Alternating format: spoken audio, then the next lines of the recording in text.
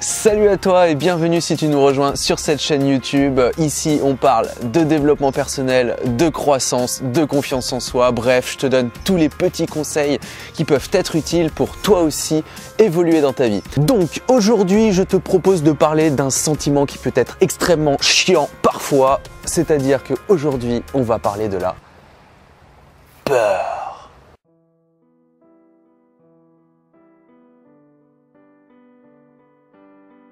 Point numéro 1.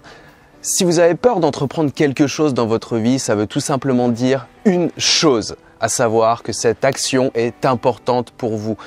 La bonne nouvelle, c'est qu'avec la peur, finalement, vous avez un outil ultra efficace pour vous orienter, pour aller dans la direction où vous voulez aller pour atteindre votre objectif. Si vous avez peur de quelque chose, voyez-le comme un indicateur. Attention, cela veut dire que c'est important pour moi. Si c'est important pour moi, ça veut dire qu'il y a quelque chose à gagner derrière, tu vois. Et donc, s'il y a quelque chose à gagner derrière, ça veut dire que vous allez évoluer. Donc la peur, en fait, c'est pas votre ennemi, c'est tout simplement votre ami. Et donc, il vaut mieux le voir comme ça. Si justement vous avez quelque chose à entreprendre qui ne vous fait pas peur, là, il faut vous dire attention, est-ce que je suis sur la bonne voie? Donc voilà, c'est un indicateur, rien de plus, rien de moins.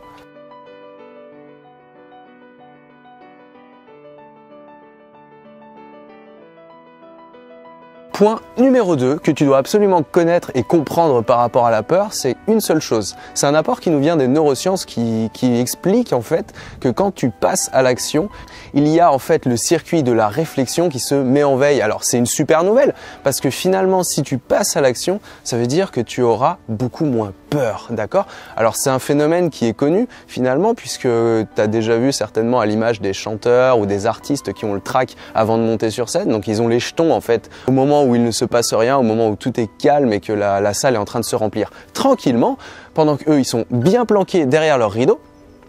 Et finalement, à partir du moment où ils se mettent en scène, à ce moment-là, le trac diminue et ça ils vous le diront tous, c'est normal puisqu'il y a passage à l'action, d'accord? Donc finalement, si on fait un petit résumé par rapport à ce qu'on vient de dire par rapport à la peur, point numéro 1, la peur est un super outil pour savoir où sont tes objectifs à atteindre. Il te permet de savoir ce qui est important pour toi, d'accord? Point numéro 2, les neurosciences nous expliquent que finalement, à partir du moment où tu te mets en mouvement et à partir du moment où tu passes à l'action, il y a une partie de ton cerveau, celui de la réflexion, qui se met en veille et donc ce sentiment de peur va diminuer complètement. Et juste avant de partir, n'oublie pas ceci, que parfois l'immobilisme est beaucoup plus anxiogène que le passage à l'action. Donc ne reste pas figé, reste toujours en mouvement, va chercher tes rêves, car n'oublie pas, c'est la devise de cette chaîne, que nos rêves n'attendent que nous.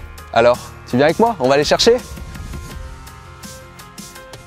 Et surtout, si cette petite vidéo t'a plu, n'hésite pas à me mettre un énorme like juste en dessous de la vidéo. Pense aussi à t'abonner à cette chaîne YouTube si toi aussi tu veux recevoir d'autres conseils en développement personnel. Et quant à moi, je te souhaite une excellente journée et un super week-end. Et je te dis à très bientôt. Allez, salut les gens!